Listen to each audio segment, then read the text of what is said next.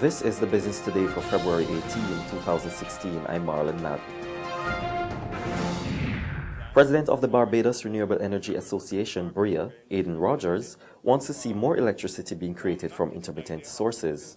But he says a critical piece of the puzzle is updating the island's physical development plan to facilitate greater onshore wind energy production.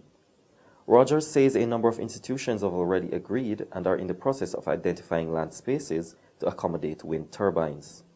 We're looking essentially at promoting more wind sites on island. The University of the West Indies, who's also one of our members, have done some developmental work in identifying a few potential wind zones on island, and they're currently in discussion with the Chief Town Planner with respect to incorporating those potential wind zones within the physical development plan. We've already spoken to members within the Barbados Sugar Industries Limited who are warming up to the idea of using some of their existing estates to actually accommodate wind turbines. The good value of that is that if you can locate the wind turbines on some of the sugar farms who are struggling, one, they have an additional source of revenue which might supplement their farming activity, and wind turbines can more or less operate symbiotically with existing farming methodologies, so you don't really have to cut down all the canes. You can still farm cane around it, but it creates another opportunity for wind generation. Rogers says BREA is also toying with the idea of creating a community wind farming investment project, where average Barbadians can say, well, listen, we're going to pool resources together, we're going to invest in some wind farms, and we all get a collective check. So every time you burn your light at night, you say, you know what, this is earning me some money. And the key issue with that, and we're looking at it, is doing this investment almost on a national scale. Economies of scale need to be achieved for wind to be effective. He was speaking at a recent breakfast seminar to examine the role of the financial and insurance sector in advancing the green energy initiative. Tourists continue to flock to Cuba, and the rest of the region needs to pay attention. So says Secretary General of the Caribbean Tourism Organization, Hugh Riley.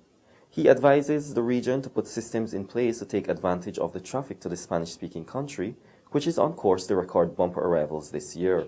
Cuba is a great big magnet that has drawn a lot of additional attention to the Caribbean. It has drawn some new business into the Caribbean, and our prediction is that it will continue to do that. We also believe that the CTO member countries will continue to benefit from that magnet in some successful ways. We need to, of course, put programs in place. There are a number of those in terms of multi-destination travel, in terms of collaborative efforts. There's a lot of that is still at the embryonic stage. Riley also used the occasion to press for cheaper airfares. He says there's no mistaking that the success of interregional travel depends on a strong aviation sector, but there needs to be lower ticket prices and improved services. Sometimes I realize that we have debates about the cost of traveling to and within the Caribbean, and that's rightly so. We have to keep on trying to make sure that the service is convenient, and it is secure, and it is safe, and it is reasonably priced. But we also have to make sure that the experience is superb. All of us pay for some good or service that is a little bit more than we really would have wanted to. But if the experience is outstanding, then we pay for it.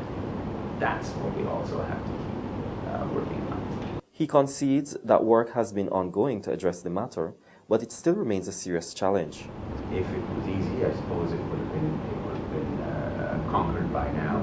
But there's some peculiarities about flying around in a region where there are lots and lots of short trips, lots and lots of takeoffs and landing, lots and lots of maintenance costs that don't occur if you're flying over longer distances and so on. There's some economies that are difficult to beat, to get around when you're talking about operating an airline system throughout the Caribbean region.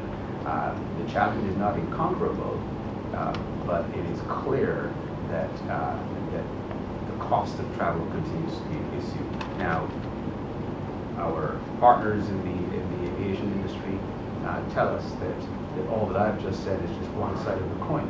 The other side of the coin is taxation, because aviation taxes are high. So I'm here to say that it is being tackled from all points of view, and nobody's resting on their laurels. the solution is somewhere. We all have to get together and find it. Now for today's financial tip. If you're thinking about starting a new business, you should also think about making a lot of sacrifices. The lead up to starting a business is hard work. After you open your doors, your work has just begun. In many cases, you have to put in more time than you would if you were working for someone else. That's been the Business Today. Join us again next Tuesday. Until then, you can get more business and news by logging on to www.barbadostoday.bb, subscribing to our e-paper, and liking us on Facebook. I'm Marlon Mann.